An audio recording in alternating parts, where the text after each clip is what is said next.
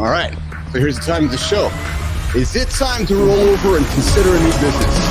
Is it time to consider a boring business? Is it time to stop creeping out in the DMs?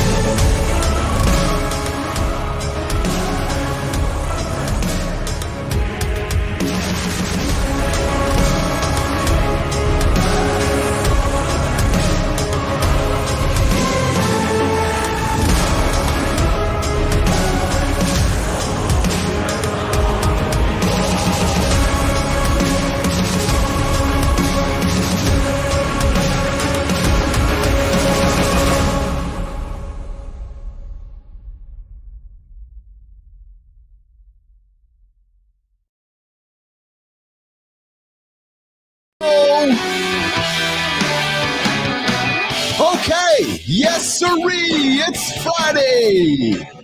It's Friday in the morning loop, and we're back at it here, rocking and rolling on a morning show. Mornings in Live with Keith, Jon, Marty, and I'm off half the screen with our special guest, David Sauers, today, the CEO of Royal Restrooms. And we got a special guest coming up today as well, Brooke, Swedar, joining us for In the DMs, center stage. Are you guys creeping out in the DMs? Too many guys are creeping out on the DMs over on LinkedIn, and we're going to talk about it today with Brooke Swedar. We're going to also talk with David Sauers about, hey, boys, is it time to leave your old business behind? And we're not talking about the shitter. No, is it really time to wake up and go, I think I want to do something else? And the power of boring businesses.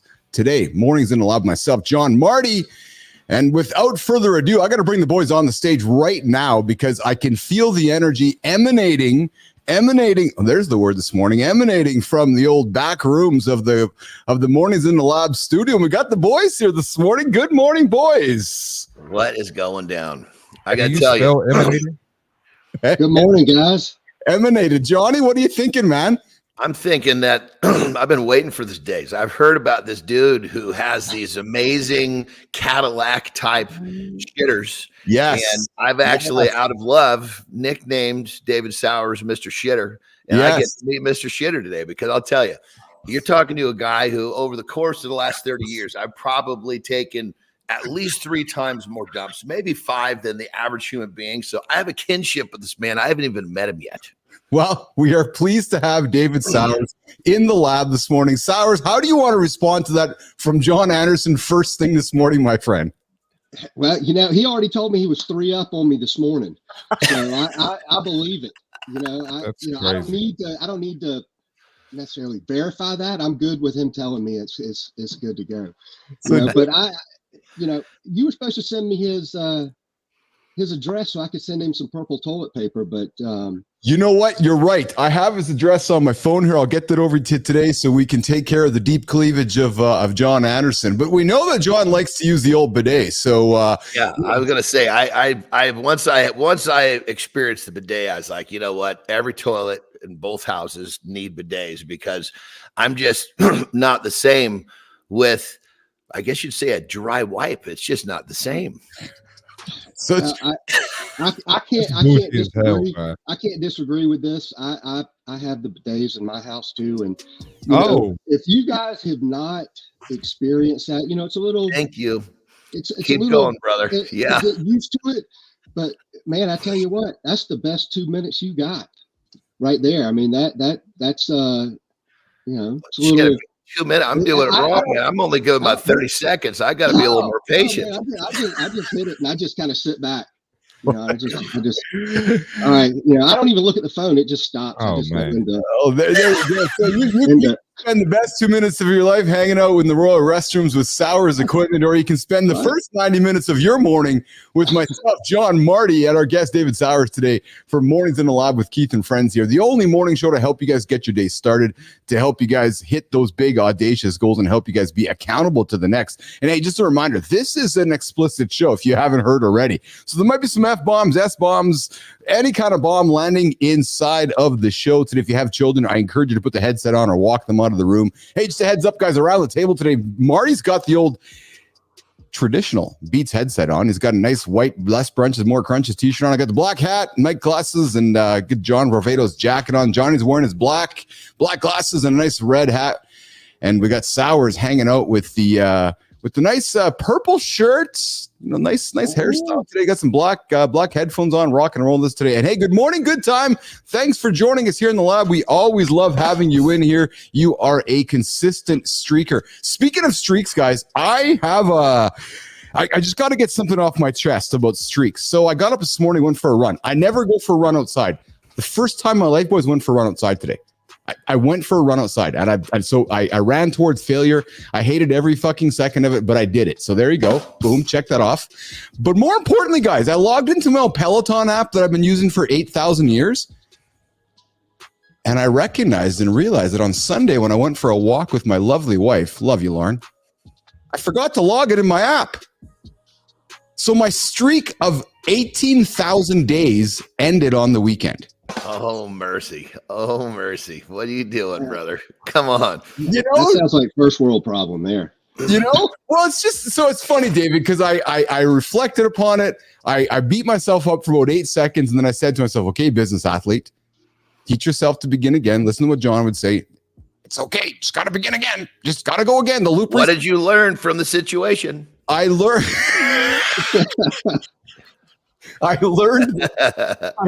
I was not present in my own brain on Sunday when I went for a walk with my lovely. But you know what the funny thing was, Johnny, is I knew something was hanging over my shoulder for the last 5 days and I couldn't figure it out. And I was like, something's missing. I logged in today. I was like, that's what it was. And it's funny how you just kind of know about that, right? But anyways, I broke my streak. And if you guys all got streaks, and not in your underwear, because if you got streaks in your underwear, you haven't cleaned it out in the bidet or you haven't spent any time in the royal restrooms. But hey, we're talking streaks. If you broke a streak, it's okay to restart, right, Jon Andersen? Let's talk about that for a second, because the power of the streak, but the power of recognizing when it breaks, you mentally fucking get in your head, man. Talk about that, Johnny. Here's the thing. Everything is good. You make a mistake, you learn what not to do again. Yes. You don't make a mistake, you get deeper into your groove and you keep getting better. It's all a perspective. Everything is good. There's a silver lining to everything. So a mistake is just an opportunity. A problem is a challenge as well as an opportunity. It's all about how you frame, how you look at what's going on around you. There you go. There you go. So what do you think about that, Sauers? I mean, hey, you did something different. You tried something different. I mean, you went outside. You ran outside instead of using the machine. So just because you do something different doesn't mean it's wrong, and it doesn't mean that you didn't learn something. So, that's there's two positives right there. I mean, be grateful. It's funny how but we quickly roll to the negative though, right? Like in my head, I was, shit, I broke my streak and I was beating myself up about it. And I bring it up here this morning because I think it's relatable to people tuning in, right? They're like, okay, I'm getting up, doing my thing, or I slept in this morning and we break a streak, but we don't know how to get out of that. So I wasn't expecting to talk about it as much as I did this morning, but it was bothering me. I'm like, nah, fuck, I broke my streak, but I got to restart it again. So we restart the streak, and I restarted here this morning with you guys on. And you restart the streak a little bit smarter than you were during the last one. That's right. That is absolutely right. That's absolutely right. Hey, so I got something for you guys to put on the table this morning during the morning loop. The first 15 minutes of the day that's unpredictable and you don't know what's going to come out of my mouth. And I'm going to keep it safe today, guys. Harvard did an 85-year study that revealed the number one key to happiness. Yes. And I see Sauers David thinking about this. David, what do you what when I say this, what comes to mind for you, David? Because it might be as obvious as we think it is. What do you think, David? I mean, I'm going to go right back to grateful.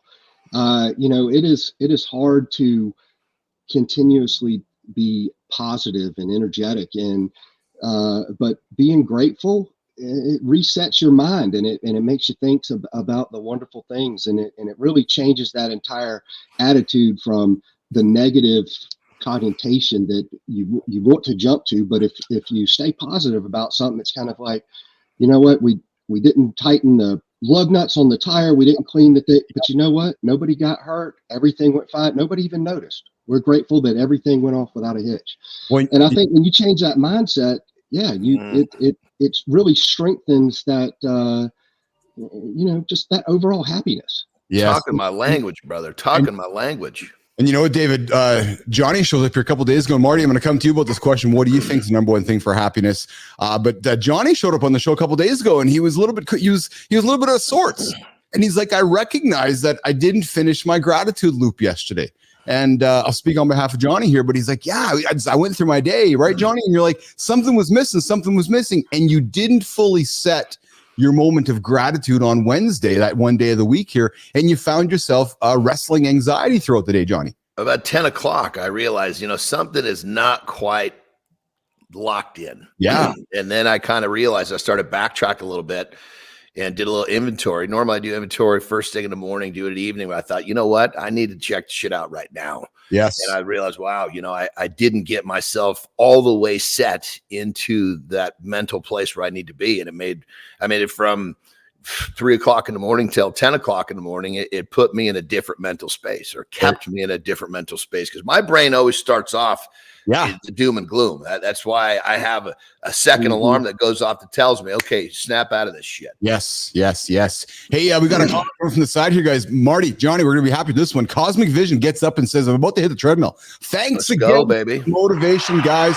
That's awesome. Cosmic, what you're doing is the whole reason we've started the show, to help you guys get up and go, fuck, I got to get going here. So Cosmic is out doing a run here this morning, and we got good time, obviously, as well. We got Jacob in the comments. We got So Young joining us here today. Oh, So Young, always good to have you here. I owe you a chat here along the way. But Marty, what do you think, according to Harvard here, the Harvard study, what do you think was the number one thing that profoundly mattered when it comes to happiness for human beings?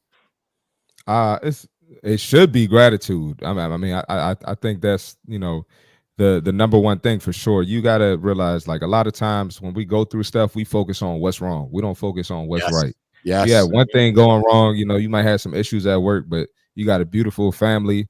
You might be fit, you might have, a ton of things, great things going on in your life, but you focus on that one thing. So you think your life is crashing and burning, and it's really not. And the thing that you're focused on is more than likely fixable. There's probably a solution to it. So definitely gratitude. That's it. Well, so this study started in 1938, boys, and the study was finally able to reveal the one thing that profoundly mattered when it comes to happiness in human beings. And the one thing that these folks recognized as they've aged in this big ass study was social fitness was the number one thing to keep human beings. Define that. We could take that a lot of different directions. What's the definition of social fitness? Absolutely, Johnny. So personal connection creates mental and emotional stimulation, which are automatic mood busters, while isolation is a mood buster. The reality was loneliness is killing us as we age, fellow human beings. So as we age, to divine and to wrap our arms around happiness, we want to continue developing that social fitness as we go through our life. This Harvard study started in 1938, and the reality was we need to keep human beings around us. Johnny? Social fitness does not include social media for human contact, correct? Correct. The surprise. Okay. I was gonna say, let's define that right now. So people think, oh man, I see people all day long. No, dipshit. You need to see someone that you can touch. Yeah, man, I'm with John. That's social happiness, I guess. Man, trying to mentally prepare yourself for every day, just to present that positive attitude and going out, being in front of employees and people is, it's hard. It's mentally exhausting. And I can say when I go home, I kind of want to knock off. It's hard to stay that, with that social interaction and continuing to go that extra mile when you put so much energy into doing everything every single day. So that's a hard one. That's very difficult. So if you want to keep yourself young, folks, keep yourself with that social fitness and keep connected to human beings. We're going to come back to this topic hopefully later on in the hour here. But what we're going to do right now, guys, is we're going to transition to the accountability check-in, and then we're going to come back with Brooke Swedar for center stage, a special topic. Men, you got to stop creeping out the chicks in the DMs. I'm telling you, you got to stop creeping them out. We'll be back in 2 minutes with Brooke Swedar. But first, we are going to do this. All right, boys. Here's I got something for you today.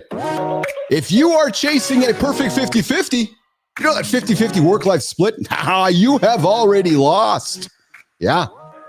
Here's why. Life does not stay still. Nope. Family needs change. The diapers need changing. Yeah. Work demands can shift personal challenges. They pop up. In other words, shit happens. Trying to balance it all is like playing that fucking game of whack-a-mole. Whack, whack, whack, whack, whack. Success, it's not about balance. Nope, it's about intentional imbalance. Yeah.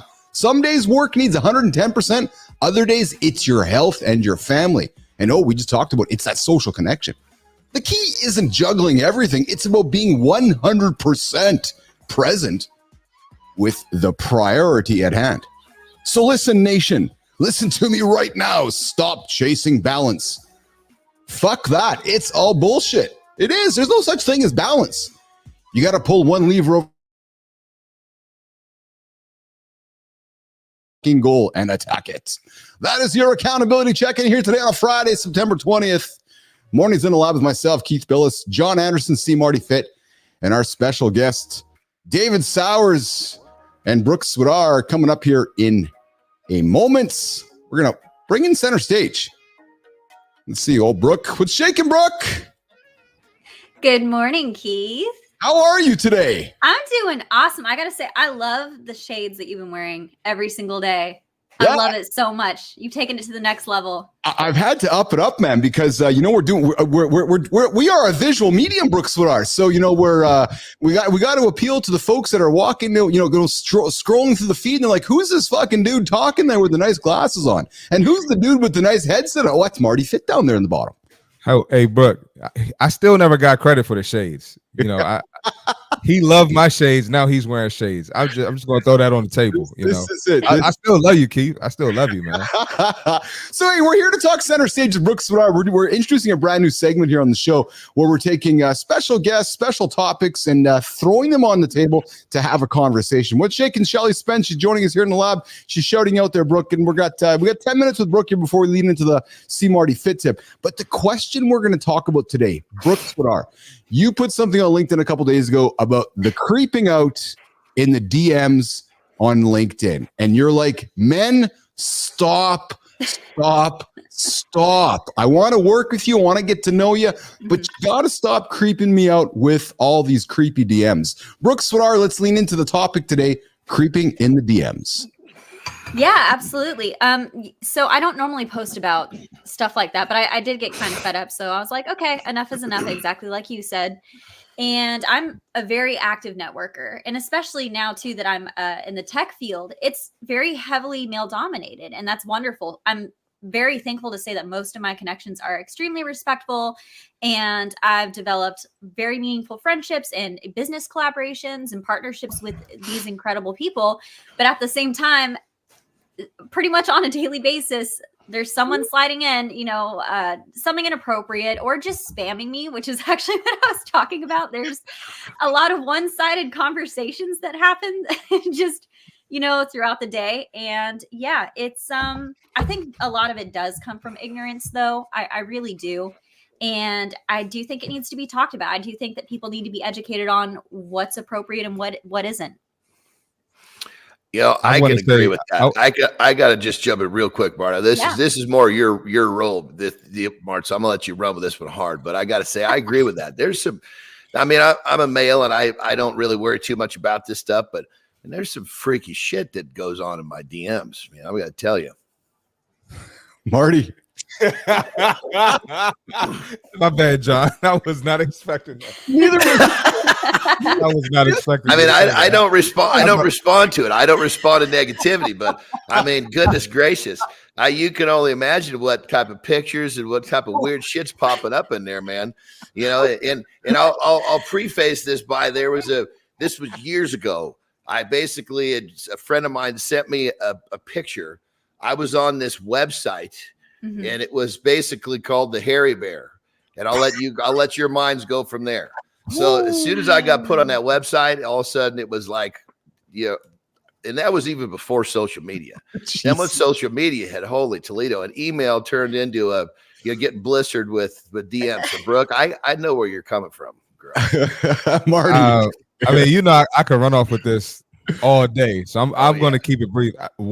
One thing, LinkedIn is like the wildest place to do that. I mean, if you on Instagram or X, you kind of expect stuff like that, but LinkedIn, where it's supposed to be the professional network, where you're supposed to do business deals and put your stuff out there and promote yourself, that's insane. But I just don't understand why guys are so thirsty. Like, there's more women than us, so and you can probably find, no offense to you, Brooke, but like somebody who looks like Brooke, if that's your type, you can find it in your city or state, I'm sure. Sure. So I don't. And then the spamming is just disrespectful. Catch the hint.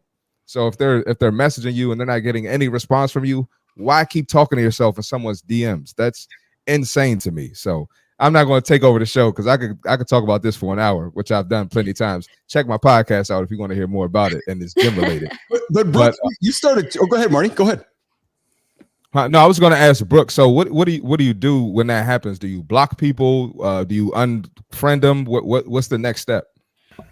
So to be honest, if someone just sends me something like, and I do a lot of live stream stuff, or, sometimes if I post a selfie, someone will send me messages saying something like, oh, you looked beautiful in your picture. I'll kind of probably just ignore it, right? Because it's not hostile, but I'm on LinkedIn for professional purposes. Oh, guys, I'm sorry. I think my cam. Lost. There you go. You're good. All right. Are we back? Sorry about that, we're guys. here. Anywho, but I was just saying, so I'll kind of just ignore it. But if someone just keeps at it, they're going to get blocked. I mean, I don't really engage in argue or just say, leave me alone. Because in my mind, it's like, you should know better, especially if I'm not responding, right? If I'm not going, oh my gosh, thank you so much. I've been waiting desperately for a man to show up and tell me.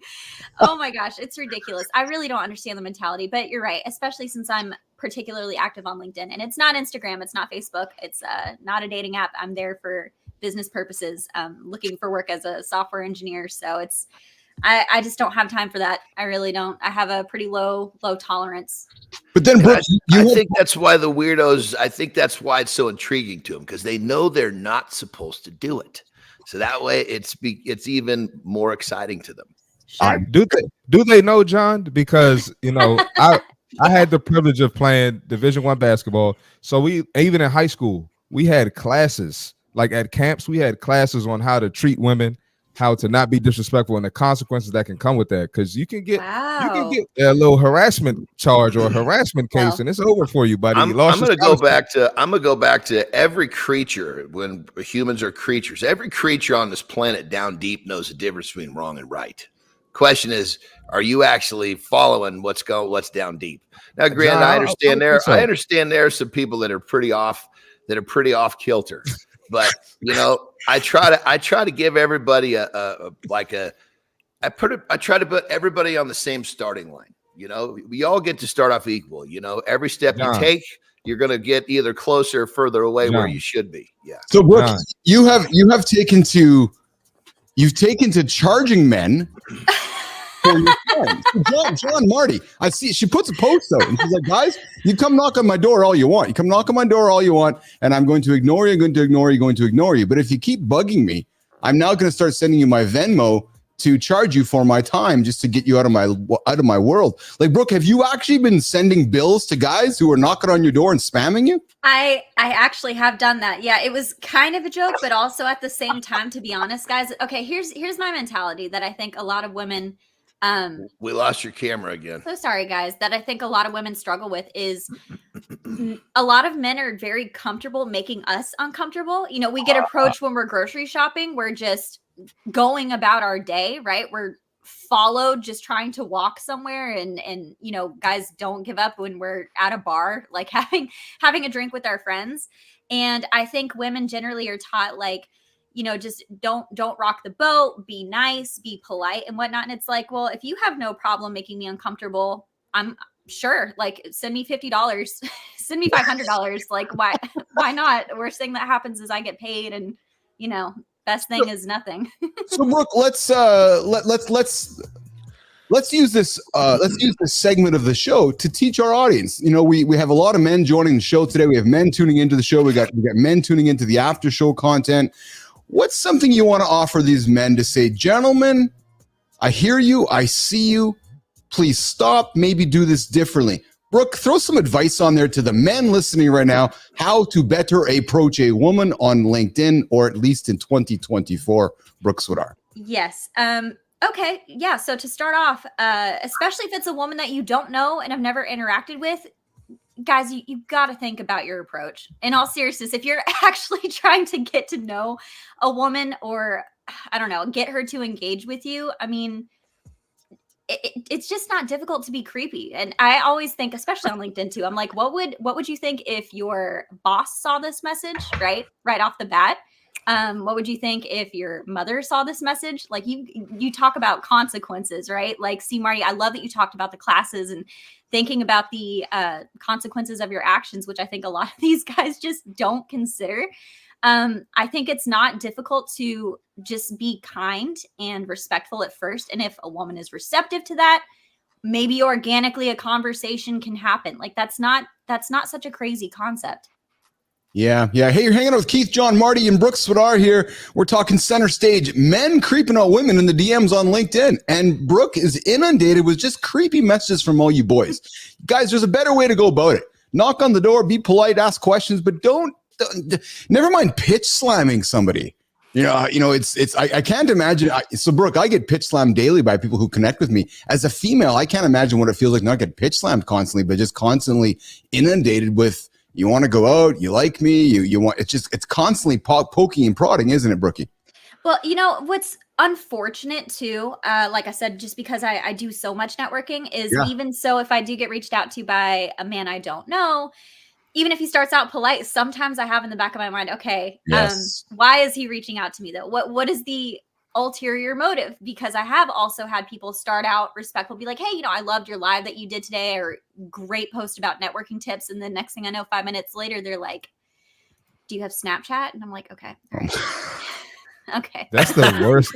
That's the worst platform. That's the sneaky platform right there. That's I'm what like, you use when you're trying to hide something. Mm-hmm. Oh goodness, Johnny.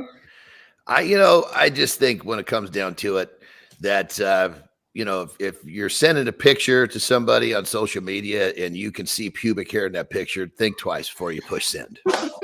That's crazy. Well, and Jon, question for you, brother, before we wrap up the segment with Brooke. You got 3 wonderful daughters who you're very proud of, who are working their way to Brooke's age. You're sitting here listening to Brooke's experiences. You're a man, I'm a man, Marty's a man, and you're going, gentlemen, what are you saying to the boys out there that are considering about to hit that message? What would be one thing you'd say to them, Johnny? Just like if they're talking about they're sending a message to my daughters? Yeah, just generally right now. These guys, like, if you're looking at Brooke right now, I'm looking at Brooke right now. We're looking, hey, she's our friend. She's getting inundated by all these creepers out there. What's a little bit of advice we want to offer to Business Athlete Nation to say, think about something before you hit send besides the pubic hair comment, Jon Andersen? Yeah, I think that, just a little bit of genuine, authentic kindness will go a long way. Yeah, absolutely. Brooke, I appreciate you joining us for this first segment of Center Stage, this new segment we're introducing on the show here, where interesting topics, interesting guests, putting something on the table that deserves talking about. We're not going to wrap a whole show around it, but we're going to put something out there that the audience might want to go, yeah. And when I saw your post on LinkedIn, Brooke, and I was like, holy shit, we got to talk about this. We need to talk about this because I think it happens more often than not, but nobody's talking about it. So we're going to talk about it here on the show. So Brooke, thanks for joining us here today. Any last closing words from you before we say goodbye and we get on with our day? Brooke Swedar. Just want to say thank you guys so much for asking me to come on and talk about this. Like I said, I do think so much of this does come from ignorance, and people need to be educated on it. It is something that should be talked about. Awareness should be raised, and it can make all the difference. Even if it makes one person pause, success. That's it. And before you leave here, Brooke, we're gonna keep you on the roof for some humor because you've been around for a little while. But Good Time says to Johnny, I think people shave now, Jon. Well, some people probably do. Yeah, every trend comes back, Jon, right? So back in the 80s and 90s when the forests were bushy, and then we went into the world of the early 20s, and the Brazilian rainforest took over society. But I think society is leaning back into the bushes of the world again. I'm thinking. Well, but the question is I agree with what Good Time say, but the question is that person that's keeping it high and tight, are they managing that every day? Because if they're not, all of a sudden that pubic hair joins the picture back real quick. There you go. All right. Hey, Mornings in the Lab with Keith, Jon, Marty, and our guest, Brooke Swedar, Center Stage. Brooke, Have an awesome day. We'll see you in the feeds. And men, leave her alone. If you want, listen, she's looking for a great tech job. She is a smart, well-accomplished human being who will move your business to the next level. If you want a great tech lead, you got to go hire Brooke Swedar. Brooke, we'll talk to you later, kid. Appreciate you, Keith. Have a good one, guys. Good to see you, Brooke. Have a good one, Brooke. Bye-bye. All right, we'll see you, Brooke. All right, guys, guess what? It's time to do this, Marty. Let's get it, man. Baby. We got the fitness tip for today. And before I go, I'm just glad we had Brooke. I wish I could talk about that so more because there's so much I want to say. But let's get to the fitness tip because we all could use a great fitness tip, and I got a great one today. All right. So we're going to clear up some common myths about six-pack abs. Let's talk about it. All right. People think abs is peak health. And I'm sure John will agree with me if he didn't leave and go to the bathroom that some of the people in fitness that preach abs and preach some of these things are actually not healthy. All right. Visible abs don't always mean that you're healthy. Health is not about balance, strength, health is about balance, strength, endurance, flexibility, and mental well-being. Acquiring a six-pack, sometimes people go extreme lengths and extreme measures to get that six-pack, okay? You don't need to do endless crunches for abs. That's not how abs are developed. You develop your abs in the kitchen.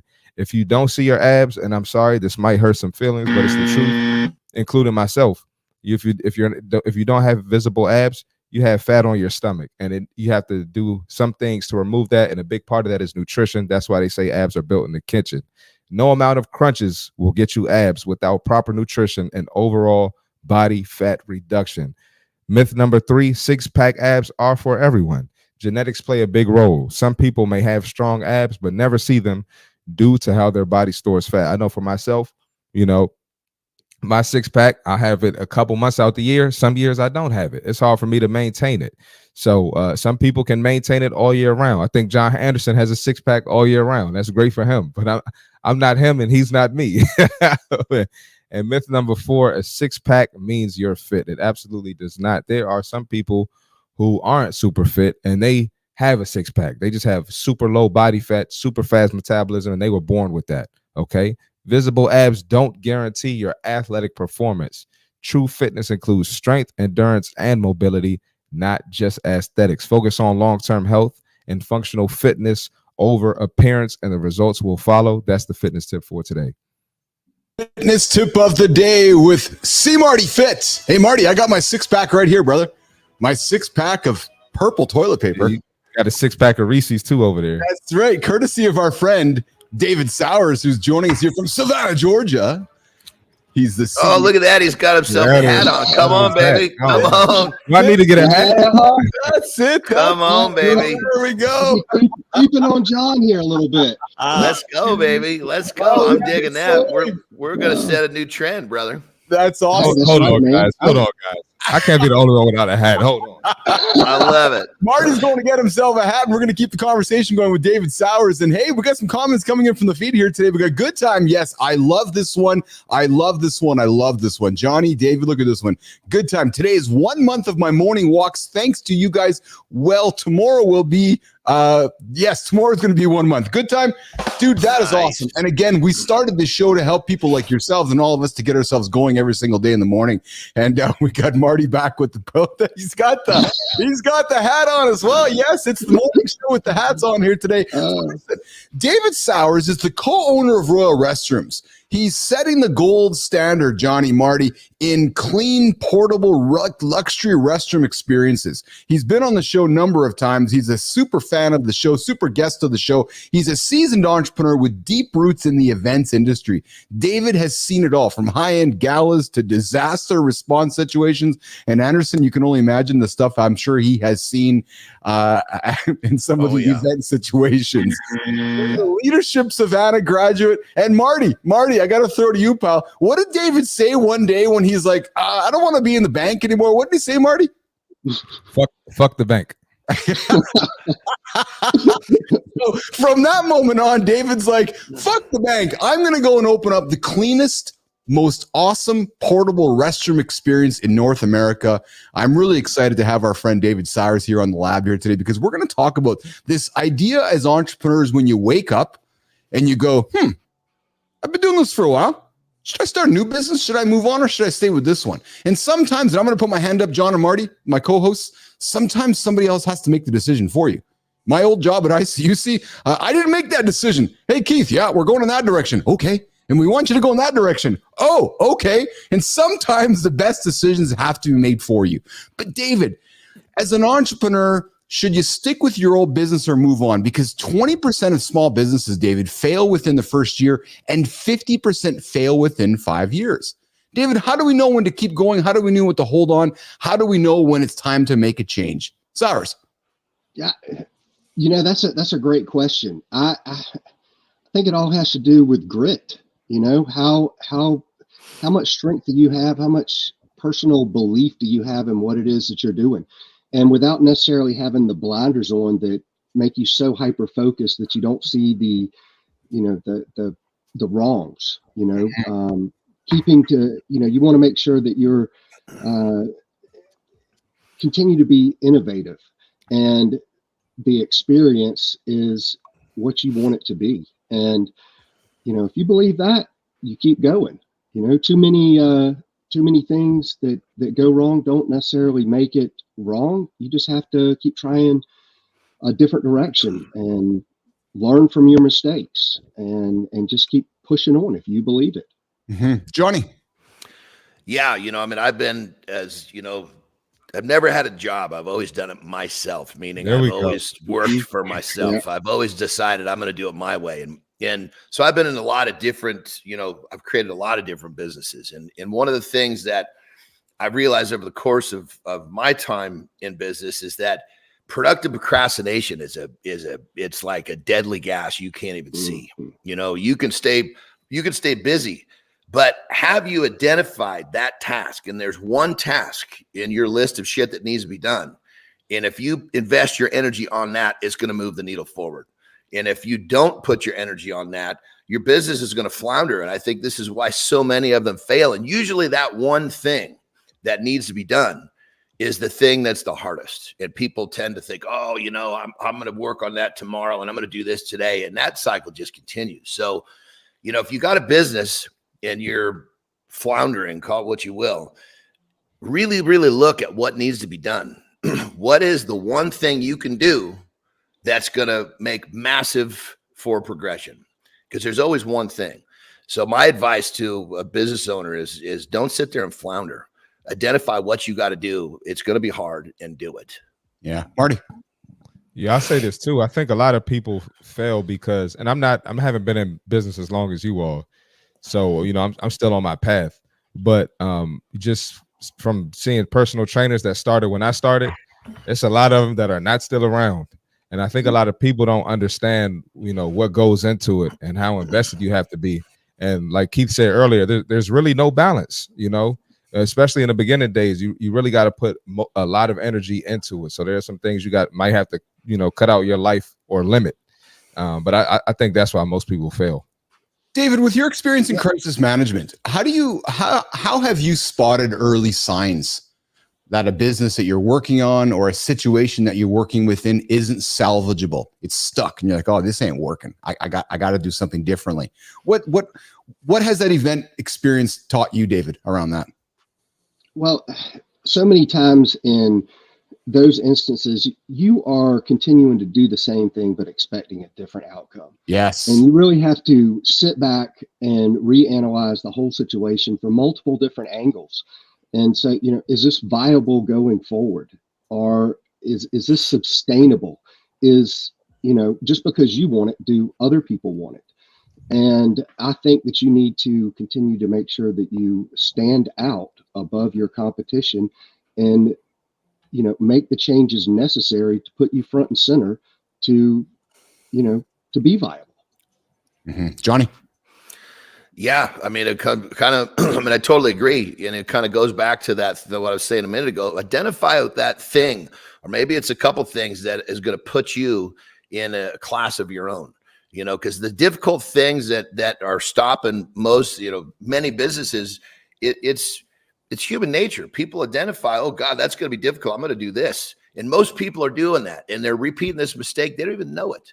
So do what you got to do to put yourself in a league of your own. Yeah. David, sometimes, so listen, according to Harvard Business Review, 70% of entrepreneurs fail in their second venture. Sometimes the better choice isn't abandoning your business, but pivoting. A new approach, new product, or audience could revitalize an existing venture. What do you, David, as you know, I'm a big entrepreneur. You are as well. You're into something big time. What drives the failure, or what drives the pivot to change? Is it, as the entrepreneur, the loss of the passion in the project? Is it, as the entrepreneur, the focus on something else? How do we know when a pivot is better than starting over, David Sauers? Well, I think a lot of, entrepreneurs on a whole, they look at, well, one, they don't really necessarily own entrepreneurship. They feel like, I'm going to go do this and I'm going to have all the time in the world. No, when you work for yourself, you work 24/7 every flipping day. And, other people don't see that. It's not because they just see what they want to see. But like with my business, with Royal Restrooms, we've been, we're celebrating our 20th year, and I am so grateful for that. And I have offices all over the country, and I have wonderful office owners that contribute and spread the experience of Royal Restrooms everywhere. But I have one perspective that they don't have, and I have the perspective from the entire country, from events from the West Coast to the East Coast to down south, from disaster response to weddings. I hear everything that's going on. And one of the things that we heard was, we want something a little more. We want something a little different. And so that I'm trying something. I'm testing some new markets, some new products with beverage trailers and office trailers and, TV trailers in some of our markets as an add-on, because we're in the events industry. We, that's our specialty. We like to consider ourselves a professional, in professional services rather than just sanitation services. And a lot of my office owners are like, we're a restroom company, and they are so starch on that. But I think a lot of that comes down to they're comfortable where they are now. They don't want to be as aggressive entrepreneurs and work something that they did 15, 20 years ago when they were, now they want to hold on to what they've got rather than keep continuing to expand. And I see that in so many different businesses and so many people that I talk to, that they just, if you're not growing, you're just stagnant. So you have to continue to grow and be innovative and stay ahead of the competition.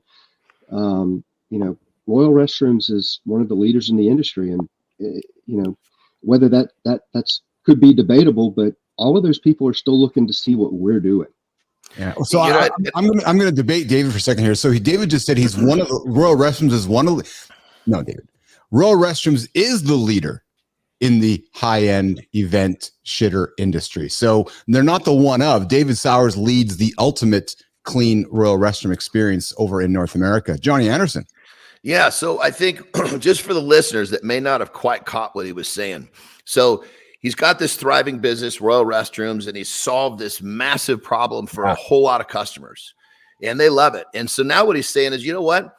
I think I can solve even more problems for my customers. And then he brings them another solution for another set of problems. And that's how he's basically just piggybacking or backpacking his success with Royal Restrooms. But the customers are not thinking, oh man, he's trying to sell me something again, blah, blah. They don't receive this negatively. They think this guy already solved a massive problem for me, and he's got another solution. Let's check it out. That is like straight up A+ entrepreneurship. He's already got customers that are happy with the service. If he can solve another problem, they're going to be right there and happy that he brought that solution to them.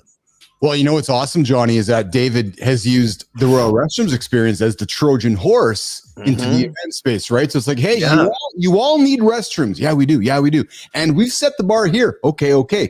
And then once y'all get comfortable with our restrooms experience, they're like, oh, well, maybe you want to have this. Yes. Oh, maybe it's that old adage of adding fries to the menu, isn't it, Johnny? You want a hamburger, you want fries. I love that, David. I didn't realize that you guys were offering those extra services to customers. What a wonderful way to grow the business. Hey, listen, you're here with Keith, John, Marty, and David Sauers talking about, when is it time to leave your old business? When is it time to reinvent it? When is it time to pivot as an entrepreneur? We're going to come back to this conversation in 2 minutes and continue talking entrepreneurship with David Sauers, the CEO of Royal Restrooms, the cleanest restroom experience in the event industry in North America. But what we're going to do first, Johnny, is we're going to lean into a lifestyle tip. I know you got something for Business Athlete Nation to give them something to think about to help them get to the day today. So Marty, David, we're going to step aside for 90 seconds. John's going to step up and we're going to do this.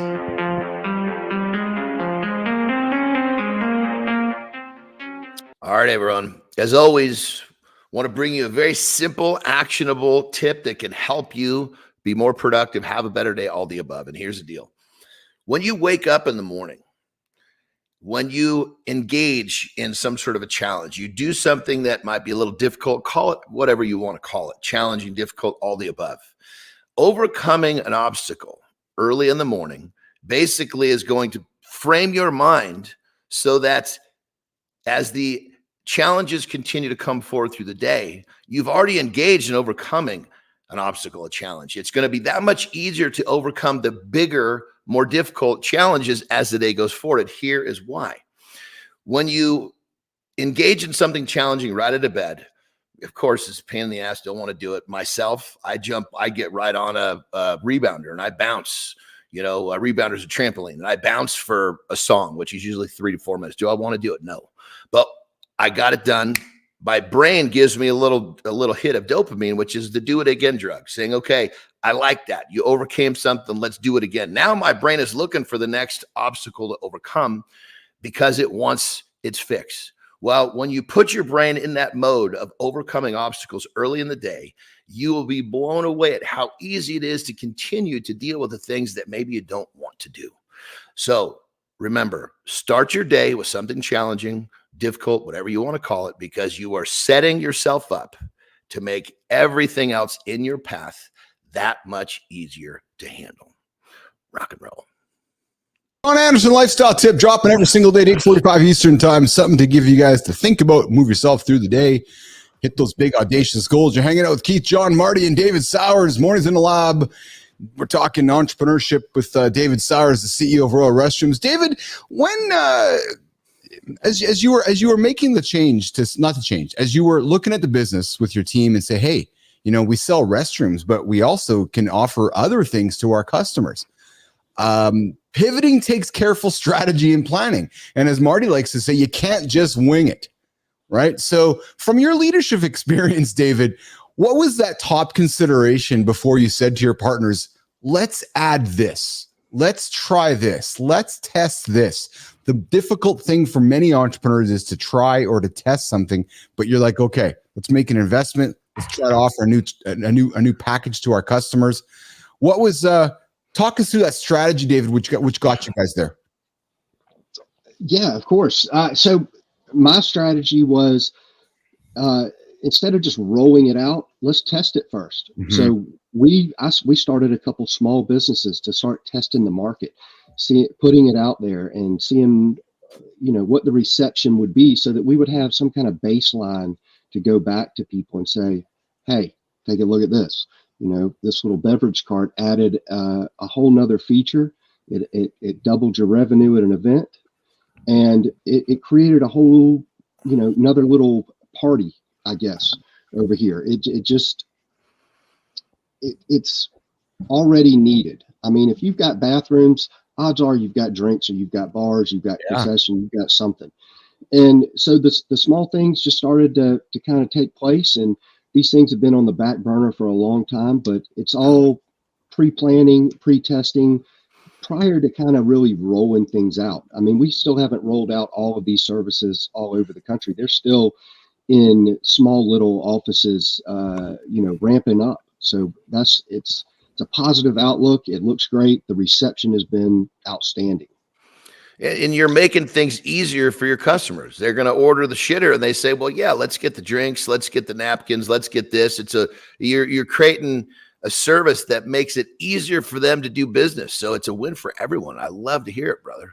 Good shit. Yeah, no, it's when we go and do a festival, a larger scale festival, something, it's like, what, we have some office trailers, we have some refrigeration trailers, we have sink trailers for your general population. So when they do use the regular porta potties, they've got at least some place to wash their hands. And our shower trailers and our restroom trailers, all of a sudden we've got 20 trailers there rather than just a handful. Yeah. You know what I love? So Marty and John, you know what I love about David's business is I've gotten to know David and gotten to know the business over the last, I guess, number of months, year or so, is that he took a difficult problem, the restroom industry, right? And set a benchmark for it. But what he did is he took a very personal experience, cleaning your hands, cleaning your ass, having a very personal experience, and made it exceptional for you as a human, John. Made it exceptional for you as a human, Marty. And then once he satisfied all of that, and what I'm trying to say, he excelled at that experience. He knows you as a customer, John, are like, okay, I've set your expectations on the bathroom experience. Now I'm going to introduce you to our office trailer. Now I'm going to introduce you to the different experiences. Now, John, you as a customer already have a bar set. You're like, okay, well, I'm going to go to that bathroom over there. I know it's going to be clean. I know it's going to be refreshed. I know it's going to make me feel good as a human being. What's the first thing, John, you're thinking when you go see the office trailer, right? Is that you're going to walk in there and you're going to go, oh, it's the same experience. So he takes a highly personal experience about being in the bathroom and translates it to other parts of business. It's a very different way of looking at it, because typically you're like, yeah, I'm going to go sell drinks, but then how do I add bathrooms to this place? David, you solved the hardest problem first. Johnny. Well, basically what he's done is he set a standard. Yes. And that standard is here. And so basically his current customers know his standard and know that whatever he brings them next is also going to have a higher standard. And that's what they're buying. Yeah. Yeah. I love that. And Rick Klepke comes in, David, David, do you find, David, that you're selling the improved experience rather than just a commode? Eddie. Couldn't resist. My guess is that this is a huge perk for female clients of your customers. I guess like what Rick is saying, David, is that you've satisfied your customers with the restroom experience. It must be easier to offer the additional trailers, knowing that you've set such a high value bar. Well, it can, and it has been in certain instances. But when we started our business, when we came into an industry that the standard of a portalet was the accepted solution. That was the norm. Yeah. And so our whole industry, we disrupted our entire industry by providing something nice and something clean and comfortable. And it was from an early on, we thought that this would be a very easy pitch, but it wasn't. We actually had to convince a lot of people that, hey, there's a better solution out there. And it took collecting a whole lot of people's shit to change their mind. And, and that's the thing. We're in the business of collecting that. Yeah. And we want to provide that experience because it is such a personal thing that we do. And with the events, we've seen it all over the country. We've watched people lug coolers full of beer and ice out to golf courses, out to car shows, out to weddings. Well, we can provide it in a trailer that gives, nostalgia. Yes. It provides that ambience and it provides that cool factor and just fun that you're trying to create in an event, because you try so hard to get everybody there. Why would you not want to give them that experience? Because after all, you're still, even as an event, you're selling the experience. So at Royal Restrooms, everything that we do is all about the experience. We want the experience to be professional. We want it to be comfortable. We want it to be outstanding, and we want it to be memorable. And we also want it to be, seamless. Yeah. Without as much problems. And, we're here to continue to earn your service, not just once we get it. We want to earn it day in, day out. Yeah. So, Dave, when you talk about, the new ideas and things you haven't even laid out yet, what do you do specifically to keep those thoughts fresh? Like, how do you keep that vision going? Because a lot of people, they get stagnant, they get comfortable, they feel like they can't come up with new ideas. So what do you do? Is that a natural thing, or is there something you do in your life specifically? You know, I think that I've just been blessed with daydreaming, and you know, I'm able to recognize some of the problems and solutions, but I've also trained myself to look for those things everywhere I am now. You know, like, how can you tweak this? How can you make it a little bit better? I mean, even down from watching how a rental car place executes their car rentals, you know, I look at things to, you know, how could this be done differently? How can it be better? And how would it apply to my everyday life or my businesses? But the other thing is, I am lucky to have stimulating conversations with guys like you, you know, so I come back and I replay it at night and I try to, you know, execute. Yeah. Good morning, KB Dad from Oregon. I see you joining us here today. Hey, just a reminder, subscribe to the channel, hit the old like button, hit the subscribe channel. We start the show every single day, 8 o'clock Eastern time, the only show to help you guys be accountable, the only show to help you not hit the snooze button, and the only show that gets up every single day to help you guys hit your big, hairy, audacious goals. Jon Andersen. I was just going to basically compliment David on, you know, his using his imagination, you know, because a lot of times entrepreneurs, they don't use their imagination. Imagination is a powerful thing, you know, and as an entrepreneur, we're always trying to, you know, we're trying to fill that void that's been unfilled. We're trying to find, you know, problem solving and creating solutions for, you know, the world. And you get there by, just like David said, the simplest thing is he's renting a car and he's using his imagination. How could this be better? Yes. And when you use your imagination, especially as an entrepreneur, you're going to stumble across some interesting stuff. And to kind of go back to what Marty was saying, if you're doing this, you're never getting bored. Yeah. David, I got a question for you here before we head to the in the gym with Jon and Marty segment here in a couple of minutes. David, it would be easy not to add the additional services. It would be easy to be stubborn and say, no, we are a restrooms business. No, we're not selling office trailers. No, we're not doing anything else except offer restrooms. And David, a lot of entrepreneurs adopt that mindset. We're going to do this and do this only. At what point, David, does it become stubborn not to look at new ways to drive revenue and expand the business? David. Well, I think a lot of that goes back to the entrepreneur. I mean, you know, that's in them. How much do they want to work? Are they comfortable? Are they just prideful? You know, how much of this, you know, is going to mean something to them in 10, 20 years. You know, if you're sitting there at retirement age and you're wanting to move on, you know, you may not want to work anymore. You might not want to go through this task. You know, you've reached your peak. Well, it's time to let new blood come in and take over, because, you know, I get stagnant. Yes. You know, I start to get lazy or lackadaisical and just kind of go with the flow. And you constantly need things to reinvigorate you and get excited about what you're doing, you know, or else your business will fail. You know, it may not completely drop off, but it won't be up at the top. You look at companies all over the globe that were, you know, what was it? You know, the cell phone, Nokia, you know, they had the top cell phone. Where are they now? You know, yes. If you feel like you've got that, you know, that you're the only one that can do it and you're the one doing it right, somebody will knock you off. And you've got to continue to grow in order to be to be at the top. And you've got to have employees, you've got to have office owners, you've got to have people behind you, backing you to do that, and also be excited and take the failure as a lesson and, you know, change directions. Yeah. Hey, you're hanging out with Keith, David, Jon, and Marty here on Mornings in the Lab with Keith, Jon, and Marty here. Mornings in the Lab. Shackleton, good to see you here from Canada. You have a question, throw it into the feeds. We'll do our best to handle that question here. David, can you stick around for the rest of the show, or do you got to rock and roll, pal? I didn't ask you before the show started. Can you stick around for the next 30 minutes? Yeah, I'll be here. Awesome. Cool. So here's what we're going to do.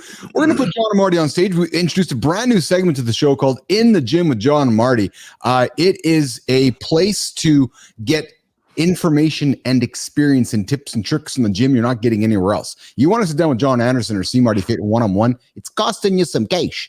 But hey, we do a 15-minute segment on this show every single day at 9 o'clock Eastern time, which puts them on the stage, and they just talk about things that'll help you guys achieve those big, hairy, audacious goals in the gym. Marty, you ready to rock and roll? Jon, you ready to rock and roll? Come on, baby. Dude, all right. Me and David are going to get off stage for a second. I might go and rip off number 2. No, actually, maybe number 3. And we'll see you guys.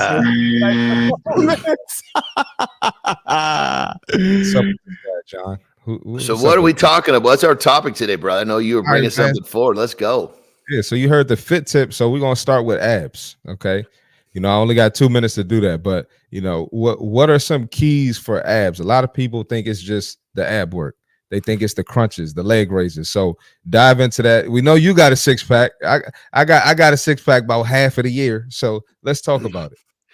Well, I think the first thing that people got to understand is, everybody's got abs, even though you can't see them, they're just a very well-kept secret under, an inch of fat.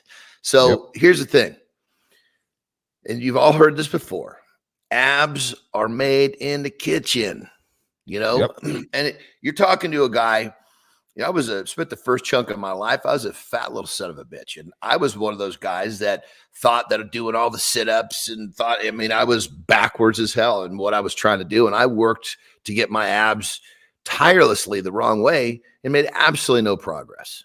Yep. So, from the standpoint of if you think you're going to exercise your abs to the surface, you're going to help them look a little better when you do get the fat off. But you got to remember, you want the fat off. You can do sit-ups till the cows come home. You can't do enough sit-ups to outrun that poor diet. Exactly. And when Jon says that, he's not saying don't work your abs at all. You can still do ab isolation. You can still do the rollouts. You can do the leg raises, whatever it is, still build the abs, but Real Deal Prime just hit it. Compound exercises. You're working your abs on squats, you're working your abs on deadlifts, you're working your abs on big compound movements. A lot of people don't realize that either. You don't need to you're doing a squat workout, you got a number of good sets of squats. You're getting plenty of all sorts of core, let's call it, not just the abs. You're getting everything. So, yeah, I totally agree. If you're doing compound movements every day, a good chunk, or I should say every day, the days you're training, you're getting a good chunk of that work out of the way just by the nature of the movement. So, yes, that's 100% correct, my brother. What would you say in terms of giving some sort of an actionable tip to help people? We just established that the kitchen is the biggest place to get started. Let's throw some actionable tips out in terms of helping people get those abs. And here's the thing. I want to start off by just pointing out if you're going to commit to getting your abs, you're going to have to commit to eating on more of a regular basis. So many people get up and they don't eat until noon and blah, blah, blah, blah, blah. And here's the thing. If you're not feeding your body is going to your metabolism is going to be going at a slower pace. Your metabolism will wake up when you feed it, the proper food, small feedings throughout the day. So if you want to get those abs, don't overcomplicate it. Just think about, eating. When I say don't even think about a meal, just think about eating a little something about every 3 hours. It doesn't have to be perfect. That right there will take so many of you guys and it'll move you in the right direction very quickly. And there's going to be a whole lot of other positive side effects that are going to come along with that, such as better energy, better focus. The list goes on, but we're talking about getting abs. So what would you say, brother? What's another actionable tip we can throw at them? Increase protein intake. Mm-hmm. Mm-hmm. Increase your water intake. Mm-hmm. And if I had to add another one, I'd probably say if you're going to cut, you still want carbs, but you might want to reduce the carbs and change the carbs that you're taking in. If you want abs, how do you feel about that? Yeah, 100%. It's you're going to have to manipulate your diet to get where you want to go. And here's the thing that another thing that I think that we got to touch on is that so many people think, oh, I'm going to get my abs for this cruise. I'm going to get my abs for the summer, whatever it is. Doesn't right? work like that. Here's the thing. Here's the thing. You hear me talk about habits all the time. You live your daily life with enough, I should say enough, a handful, a few positive habits that continues to get you in better shape. And you live by these, you start to realize how helpful they are. What's going to happen is, I mean, I've had abs for 30 years. And it's because of the way that I live my daily life. And it doesn't mean that I'm starving myself. Doesn't mean I'm doing a bunch of freaking cardio I don't want to do. Yeah. I like to lift weights and I like to eat. And I do both of those. And Every day. I keep my abs. And here's the thing. The diet is the hardest part because the diet is every day. Training might be 3 days a week, 4 days a week, 5 days a week, however you're set up. But it's the diet. And explain to them how I guess you'd say how simple the diet can be. People get so bent out of shape about, oh my God, my diet, oh, this, that, and the other. It doesn't have to be that way. Talk about that, Marty. I'll say this. If your diet is boring, you're probably doing the right thing. Now, you can switch up your protein, switch up your carbs, switch up your vegetable, but that's the formula. That's the format you're going to have to stick with. So it's going to be boring. Some people like to throw in cheat meals every now and then. That's cool as well.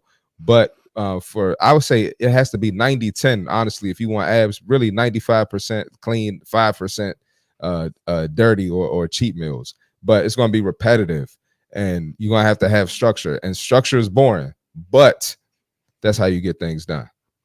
Well, and let's take this a step further. So as I just explained, I've been doing this I've had abs for about 30 years roughly.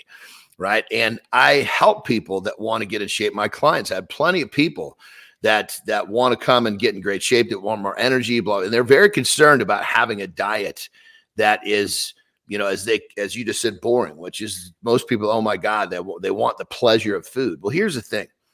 Once you actually get into a groove, first off, you're going to realize, holy shit, I feel great. Most people don't know how bad they feel until they finally feel good. But what happens it happens literally with all of my clients is as they start to eat better, the right foods, the timing, they start to feel so much better. It's an elevated feeling. I would say somewhere around that 2-month mark, I give them the ability to go have cheat meals because I want them to experience what I'm going to explain right now for themselves. I don't want to tell them. I want them to experience it. So I give them that cheat meal. They go have whatever they have. Like the last one I can remember was a client that was just a couple of days ago. I had some Mexican food. And what he said was, I'm never doing that again. I felt so bad. And I said, okay, well, I'm just, I'm going to randomly be rotating those in. If you want to use it, it's your choice. He felt so bad. He made the choice. He wasn't going to do it anymore because he wanted to stay feeling good and elevated. So for those of you that are worried about a diet being boring, just there's a whole nother world out there. And when it's something you don't want, you're not missing anything. Yeah, and you got to change your mindset towards food. You change your mindset that food is fuel and not something for pleasure. Eating food for pleasure got you the gut. It got you to get out of shape. It got you to the body that you don't want. That's why you blowing up my phone and blowing up Jon Andersen's phone, right? So you change your mindset towards food. That'll probably eliminate some of the problems and some of the issues and some of the insecurities that you have about your stomach. And here's an interesting. It's a little. So listen to what I'm going to say next, and ask yourself which side of the fence do you land on, because there's two schools of thought with people when it comes to food.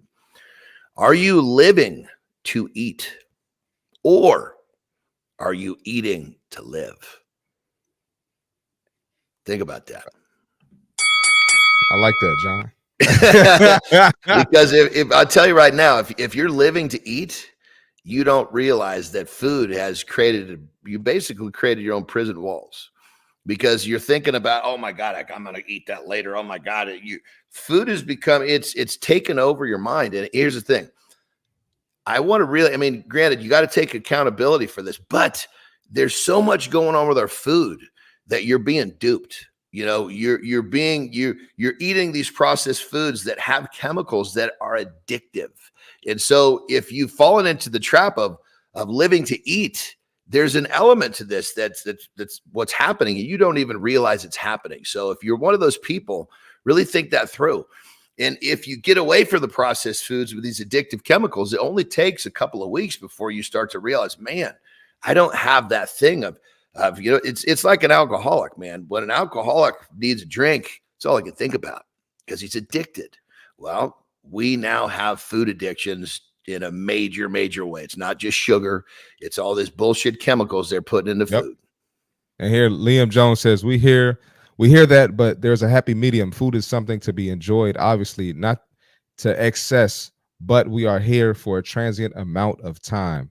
No, absolutely. And 100%. Right, you can enjoy food, but it's not here for our pleasure every day for every meal. That's not what food is for. That's not the purpose of food. And I tell my clients this all the time. Like I had somebody come up to me the other day. They're like, yeah, I don't like how my stomach's looking. And I keep it real with people. I'm a straight shooter, right? You have to look at what your body looks like now is, let's say you're 30 years old or 40, you're 40 years old. Your body right now is a sum of the decisions you've made. So whether that's the food you ate, whether that's the workouts you missed, the sedentary life you live, or, that is that's from the decisions that you made. You got to look at it like that. You can't just blame genetics, even though six pack, you can say genetics, but you got to be accountable and really take a deep dive at what you've done and realize what you need to change. Well, and going back to what this gentleman said, I think it was Liam, that here's the thing. When I eat what I want to eat because the foods that I like, they taste good. They make me feel good. I don't want, at this phase of my life, I've been on this side of the fence long enough. I don't want the foods that most people would want to cheat on because they don't really taste good to me. Chemically, food does not taste good. If it doesn't, I put it in my mouth. I want nothing to do with it. And it makes me feel like shit. So when you actually, so Liam, what I'm getting at is once you kind of start to, eat in a way that is really, really good for your existence as a human being, your body's going to get rid of the want for this pleasurable food, at least if it's processed and that kind of stuff. So just remember, I totally understand where most people are coming from. Oh my God, I don't want to just eat this boring stuff all the time. And I totally get it. Just remember, if you're doing it right, it will not be that way. Because when it comes down to it, at the end of the journey, or even chunk way through the journey, if it's done properly, you're eating the stuff that you're actually craving, and your body's calling for what it wants. Unfortunately, people that eat processed foods, your body's calling for those addictive chemicals. And you see what Rick says here, wild animals don't seem to eat for pleasure, but we humans certainly need a mind shift in this area. I can't agree more because think about it, John. We humans blame everything for gaining weight, blame everything for getting obese, but I don't see any obese lions and tigers out here. I don't see that. So clearly we're the only mammals doing something wrong, right? We're the only mammals that have that type of mindset towards food, and if it changes, we'll change. Well, and here's the thing, I guarantee you, if we took a pack of lions and we fed him the shit we're eating, that son of a bitch would be tired, he'd be fat, he'd have all the same problems we had. It's what we're eating that's doing it to us. Absolutely. Hey, you're hanging out with Keith, John, Marty, and our guest, David Sauers. That was the In the Gym segment with Jon Andersen and CMartyFit. We drop it every single day, 9 o'clock Eastern time. Listen, boys. Oh, it's so bad, dude. I'm just running through the pebbles to David's restrooms here. And okay, if that's your sound, that's your choice. What do you think, Marty? That's the cue for John to get to the restroom break. That ain't my sound. I don't walk like that. I don't walk that fast. All right, John's going to go for a restroom break. We're going to bring David back up onto the screen here. We're going to continue the conversation with Sauers around boring businesses, the opportunity in boring businesses, why entrepreneurs ignore boring businesses. David, 68% of entrepreneurs, 68% believe that disruptive or innovative industries are more profitable. We chase flashy businesses. We chase high visibility industries. Marty, people go to me all the time. Keith, why don't you start something simple? Why do you got to make like a fucking platform instead of just doing a coaching business? David, let's talk about the opportunity in a boring business. You sat down with your partner one day years ago and said, yeah, my daughter just peed on me because that was a horrible unclean restroom experience. We need to go create a better restroom experience. One would say, what? Your family derided you. Your friends derided you. You're like, what? A restroom business? Talk about the opportunity, David Sauers, in boring businesses and why entrepreneurs should stop ignoring boring businesses. David. Well, I think that we just have that mindset that we have to go and work for someone else, and we have to take a paycheck home, and we have to, do this 9-to-5 job, or if, does the company have insurance for you? And, people don't like when you do things differently. People, in your crowd, they don't want to see you take a chance. Everybody wants you to, stay with them. Nobody wants anything outside of the ordinary. And I think when we do disruptive businesses, it upsets that apple cart all over, from a social perspective to a family perspective, and in our daily lives. But it's like what Jon and CMarty were talking about just a moment ago. How can you make fitness and eating boring food fun?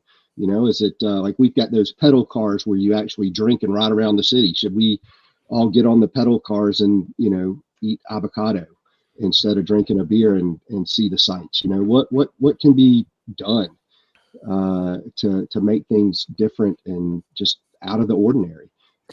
Flashy does sell. You've taken a boring business though, and you've built it into a scalable brand.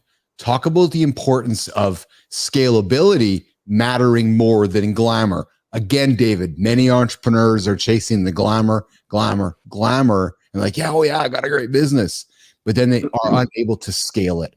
I see so much glamour in what he does. So let's be careful with this. I mean, that business is not boring, man. I agree. But what I like about David's done is he's taken his business and scaled it, where a lot of entrepreneurs can't scale a business. And he's like, no, scale this thing. Talk about how you scale a boring business, David Sauers.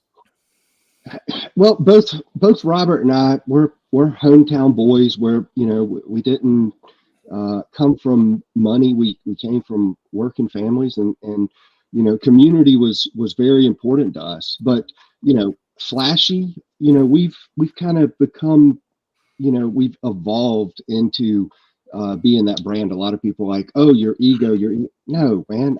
Do you think that I was terrified to be this big, purple Teletubby back in the day. Now I wear the purple. I'm comfortable in it, and people, oh, well, that's your ego. No, it's this is my brand. Yeah. That is my brand. And I am out there putting it out there so that, to make an impact, to make a statement, to make it memorable. And those are the things that are difficult for people to comprehend. So even though it is boring, it doesn't have to be boring. You can make that change. You have to step out of your comfort zone to make people uncomfortable, or to make people, look at you. I mean, I went to an event last night. I'm in my purple suit, and then I went to a Ducks Unlimited banquet. Man, I definitely looked like a duck out of water. I promise you.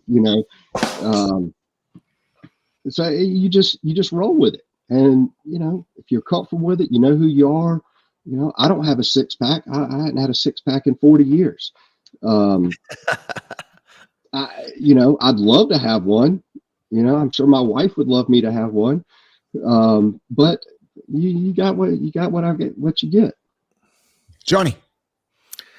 Yeah, no, I think when it comes down to it, everything that David is saying is just so actionable and applicable. It's, simple, straightforward. The conversation has been very intriguing to me, and I just hope that everybody's picking up on how he's kind of explaining how he's gone about his business. Because, let's be honest. If you can, like he said, he's a shit collector, and if you can somehow manage that one, he's got some principles going in the right direction. Yeah. And I wanted to add this too. People might think you're flashy and it's ego, but who would trust your brand if you didn't have something unique about you or something that stood out?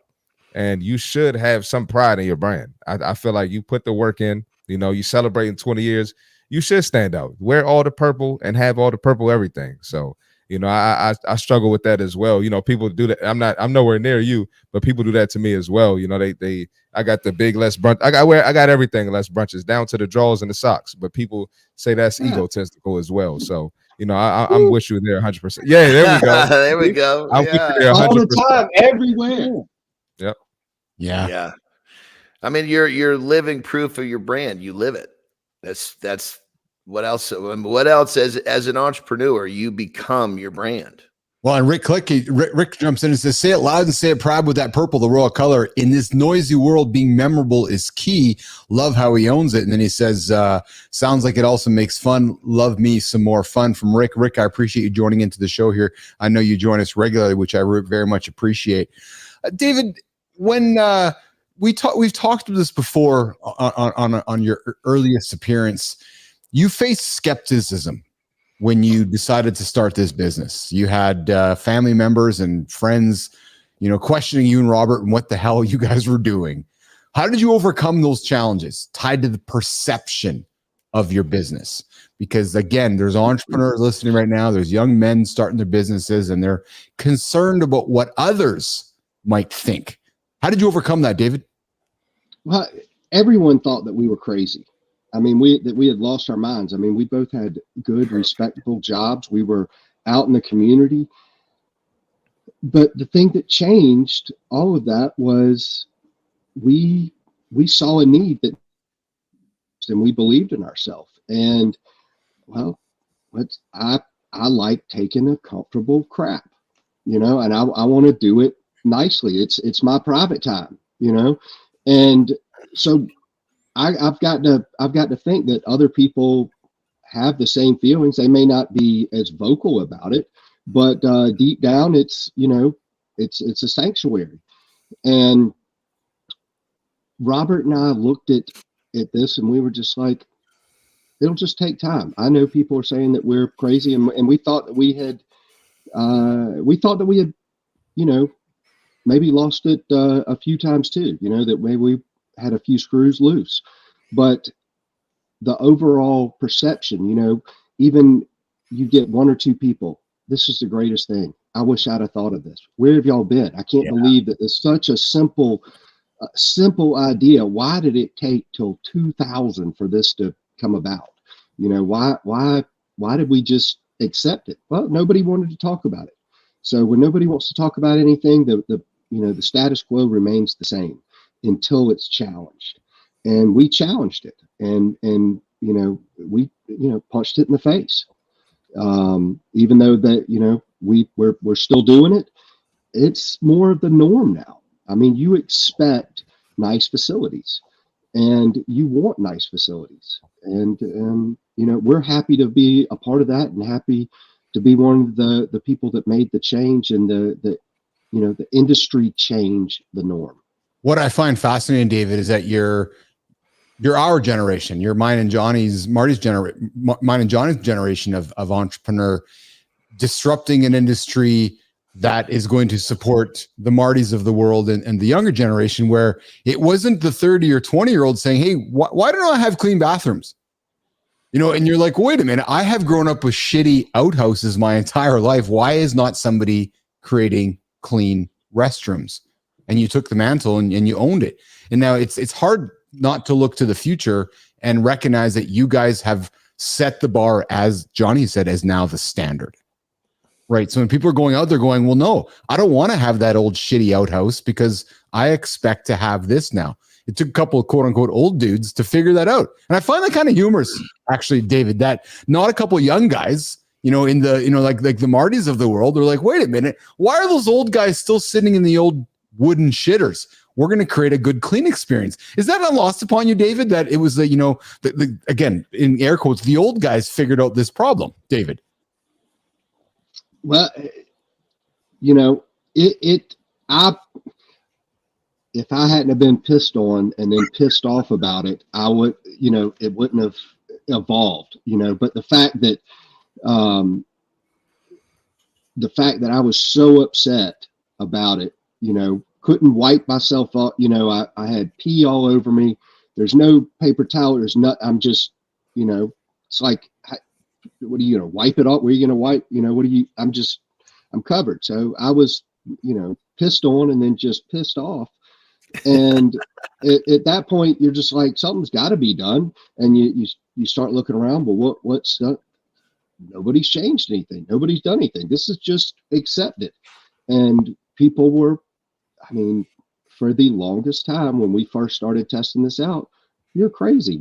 Who's going to want that? Why would anybody want that? And you're like, why would they not? Yes. Yeah. I so love that. So love that. I got to just real quick. For all of our listeners out there, David said multiple occasions in this conversation, and we've talked about it plenty of times in the past. When you have an idea and you're going to try to step out on a limb and try to do something, people are going to tell you you're crazy. People are going to tell you you're nuts. But this is your barometer. That tells you you're moving the right direction. Because if they're like, "Oh, this is great," it's too inside the box. Because to solve problems that are for people that are like David did, he went way outside the norm. And when you step outside the norm, people are going to throw turds. Literally in this case, mm-hmm. But just remember, when people don't understand, that means you're moving the right direction. So don't let them, even if it's a family member, "Oh, you can't do that." Don't listen to that shit. I was told the same thing. Yeah. You're hanging out with Keith, Jon, Marty, and David Sauers coming into the wrapping up moments of our show here, Mornings in the Lab with Keith and Friends, the only morning show to help you guys get going. Liam, I see your comments in the feed. I appreciate you joining our show. I invite you to subscribe to the channel, like the channel, share it with your friends, tell all your friends. We get up out every single day to help you guys hit those big, audacious goals. David, we're going to wrap up the chat around being an entrepreneur, and we're going to wrap up the chat around boring businesses. Final comments from you on those two topics before we work towards wrapping up the show with our creator spotlight. David, what can you leave our audience with a nugget? The disruptors in the industry are the ones that change the norm, and that if you go back to every industry, the disruptors that people thought were crazy are the ones that have made your lives better. There you go. Excellent. All right, David Sauers is here with us today. Mornings in the Lab. We're talking entrepreneurship, but right now we won't. Liam, you won't be subscribing. Okay, that's cool. I appreciate you joining into the show, and I appreciate your comments as well. And I invite you to come back to the show and hang out with us anytime you like at 8 o'clock Eastern time here on the show. All right, Jimmy, producer Jimmy, let's do the creator spotlight, man, before we wrap the show up today on a Friday. Going to end the week very positively. What a great show, great energy today, a lot of fun today, great conversation. Today, we have somebody who, David, this segment. We like to celebrate people on the LinkedIn channel and celebrate human beings and the great work that they are doing. So today, I have somebody who is a London area, United Kingdom. London. Yes. She is a geek and nerd, and I saw her profile and I was like, "Oh, I like this person." And she's all about, and considering we had a conversation with Brooke today around dating and sliding into people's DMs and doing inappropriate craziness, I thought that this person would be a great person to celebrate for today's Creator Spotlight. So today's Mornings in the Lab Creator Spotlight for Friday, September 20th is Jimmy. It's going to be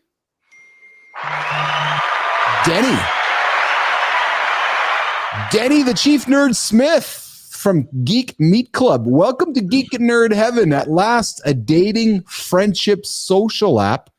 Gentlemen, get it at Brooke's DMs, where you don't need to fit in with the cool kids. Discover a space to truly be yourself, just normal life, but with more dragons. What I liked about Denny was that you read her about page, she's fun. I'm a proud military history enthusiast. My quest, Jon and Marty, is to bring geeks and nerds together for a laughter-filled alliance of friendship and fun. If you're seeking companions who share your geeky passions, whether it's friendship or romance, I'm here to help. So, gentlemen, I'm bringing this up and throwing it on the stage because you can just stay out of Brooks and stay out of these females' DMs who have no interest in you, and you can go hang out with Denny's app and you can meet some pretty exceptional people. 4 years ago, she said, I created a traditional dating club for online dating for those singles who still in traditional values. Why? Because I wanted to find my daughter a gent. We're still looking. She's been in the dating industry for 5 years and extremely good at spotting fake profiles. Hello, Daniel Hall from Spot a Pod. We aim for quality over quality time. And Denny's motto is deeds, not words.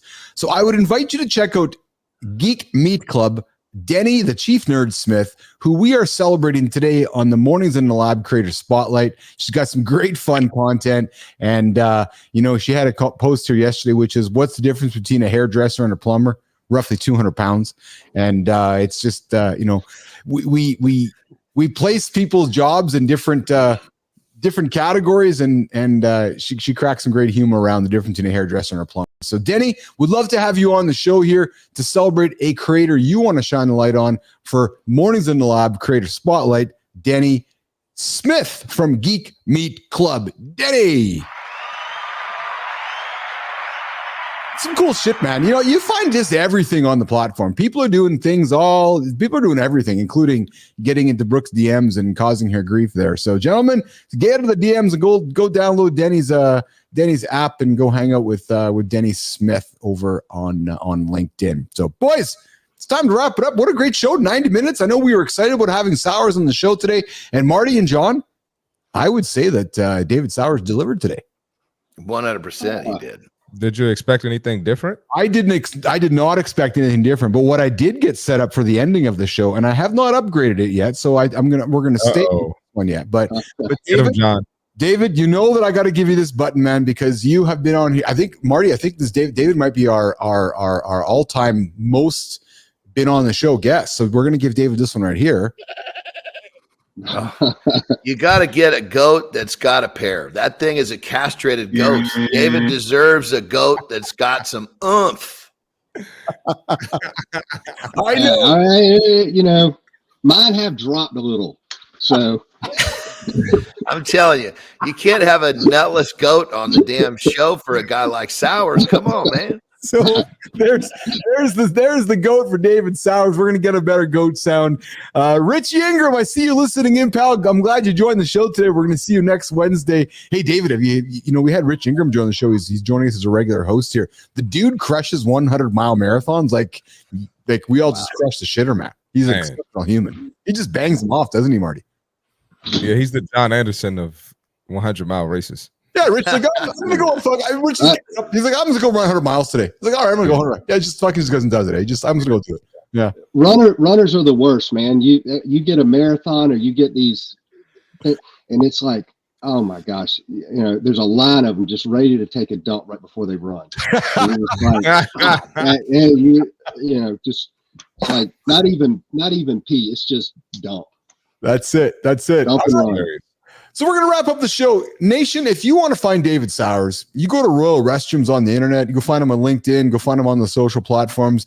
David's an exceptional human being, has an exceptional business. I invite you to check it out. If you're looking for some clean restroom experiences anywhere in North America, you got an event happening, you go knock on David's door. If you need to connect with David, you can't find him, come connect with me, John, Marty. We'll get you connected with David.